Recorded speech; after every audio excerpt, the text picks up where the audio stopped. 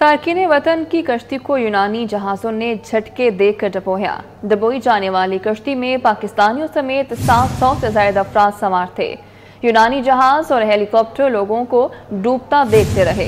बेशतर के मर जाने की तसल्ली के बाद रेस्क्यू का ड्रामा रचाया गया। पाकिस्तानियों की बेचारगी में मौत की कहानी आपको सुनाएंगे हमारे साथी एंकर ज़िशान मलिक।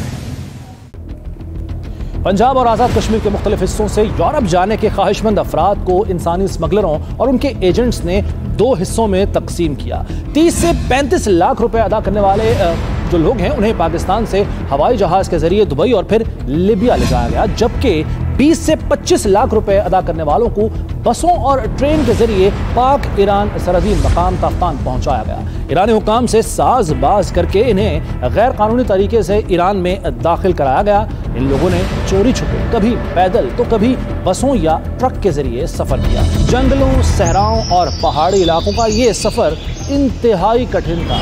खाने पीने की अशिया कभी मिली तो कभी ना मिली। अगर कोई शख्स बीमार पड़ गया तो उसे जंगलों और वीराने में मरने के लिए छोड़ दिया गया, और अगर कोई शख्स मर गया तो इंसानी स्मगलरों ने लाश की वापसी के लिए 4 से 5 लाख रुपए मजीद मांगे। तुर्किया में दाखिले के वक्त बॉर्डर पर कड़ी निगरानी की वजह से तारकीन वतन को कई रोज सख्त मौसमी हालात का भी सामना करना पड़ा। सुहाने मुस्तकबिल के मतलाशी नौजवान किसी तरह तुर्किया पहुंच गए तो उन्हें समुद्री रास्ते से लिबिया पहुंचाया गया, जहां हवाई जहाज से पहुंचने वाले पाकिस्तानी पहले से ही मौजूद थे।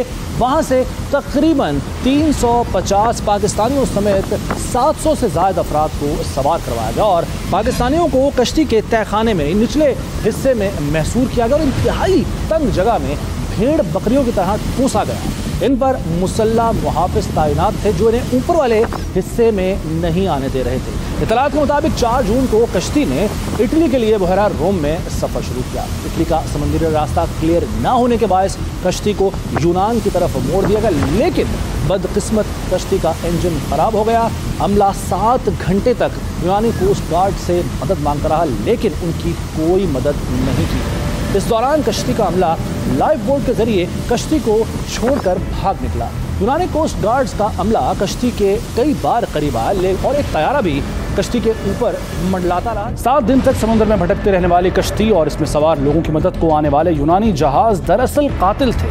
उन्होंने कश्ती को खींचने के लिए हुक डाली और कश्ती को बचाने की बजाय जोरदार झटका दिया, जिसकी वजह से कश्ती उलट गई। फिर दूसरा झटका दिया और इससे कश्ती मुकम्मल तौर पर डूब गई। कुछ लोगों ने कश्ती से छलांग लगाकर तैरकर जान बचाई। यूनानी जहाज और हेलीकॉप्टर तमाशा देखते रहे। जब उन्हें यकीन हो गया कि ज्यादातर लोग डूब गए हैं तो रेस्क्यू का ड्रामा रचाया गया, लेकिन इन मुसाफिरों को डूबने और मरने के लिए छोड़ दिया गया।